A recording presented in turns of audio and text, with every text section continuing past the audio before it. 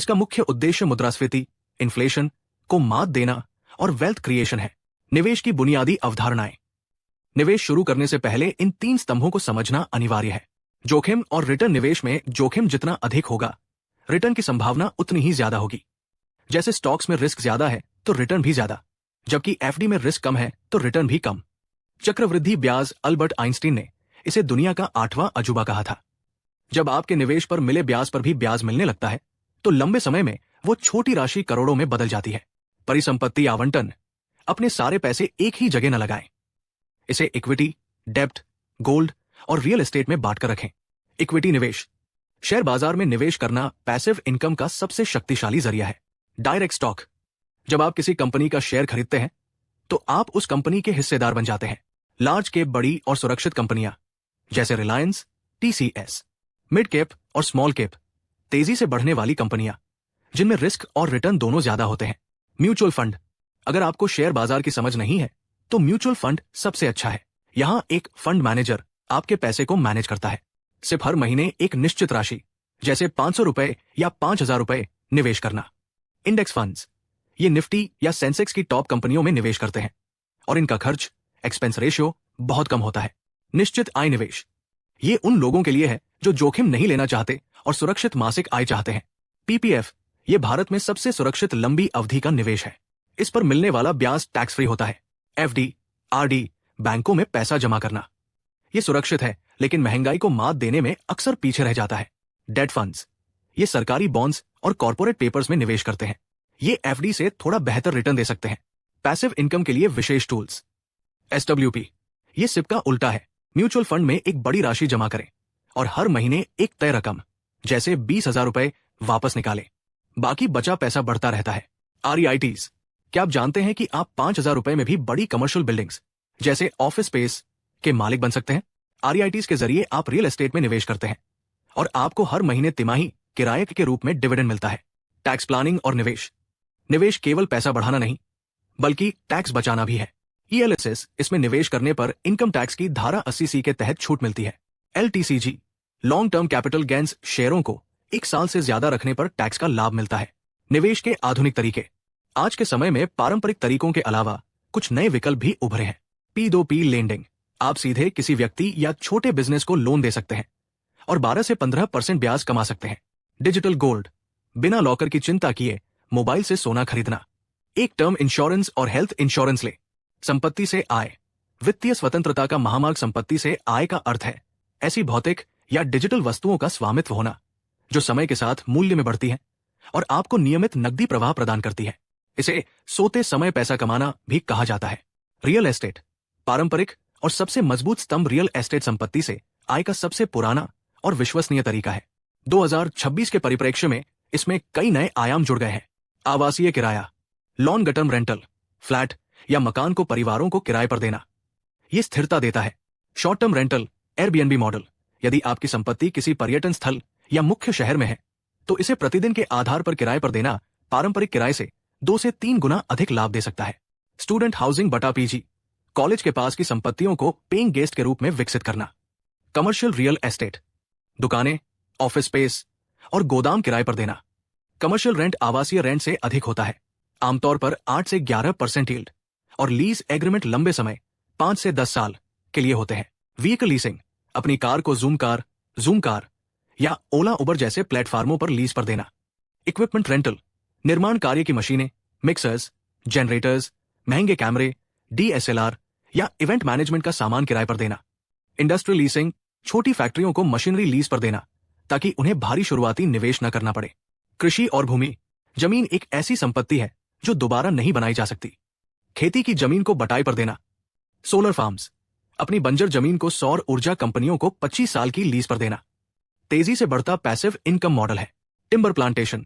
सागवान या चंदन जैसे पेड़ लगाना जो 10 से 15 साल बाद करोड़ों की संपत्ति बन जाते हैं। बौद्धिक संपदा।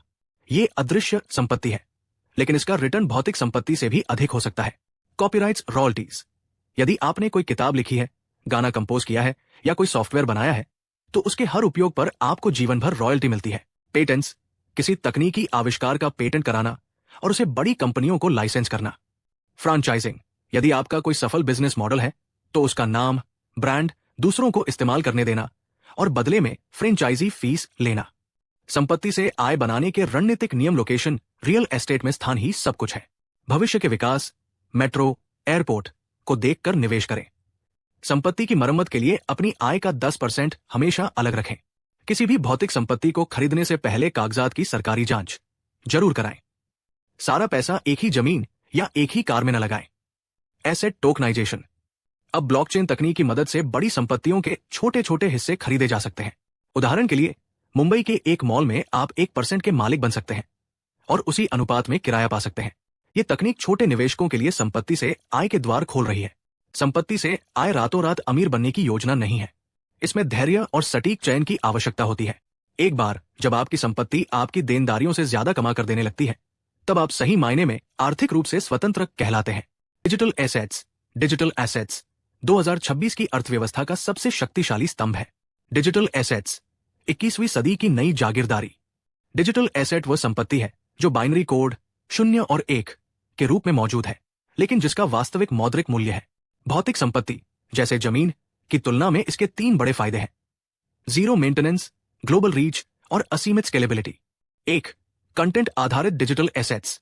ये सबसे लोकप्रिय श्रेणी है जहां आपका ज्ञान और रचनात्मकता संपत्ति बन जाती है। ब्लॉग और वेबसाइट। एक ब्लॉग इंटरनेट पर आपकी अपनी जमीन की तरह है।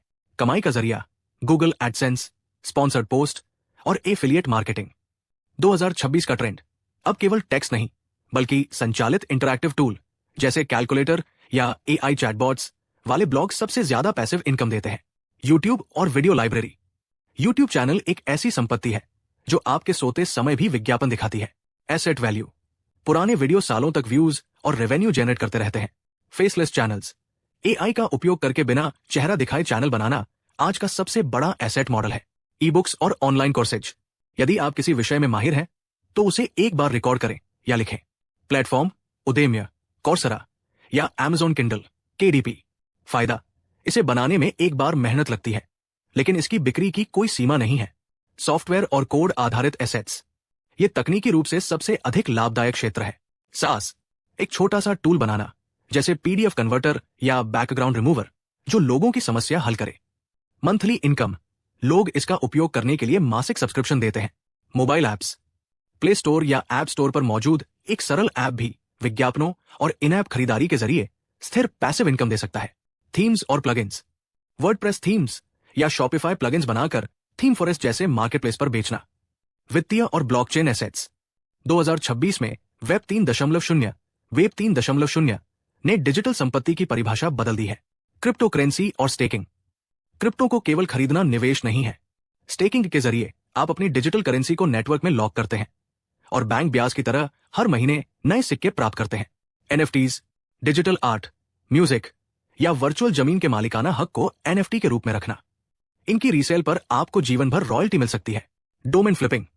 अच्छे और छोटे डोमेन नाम जैसे business.ai को कम दाम में खरीदना और भविष्य में बड़ी कंपनियों को लाखों में बेचना।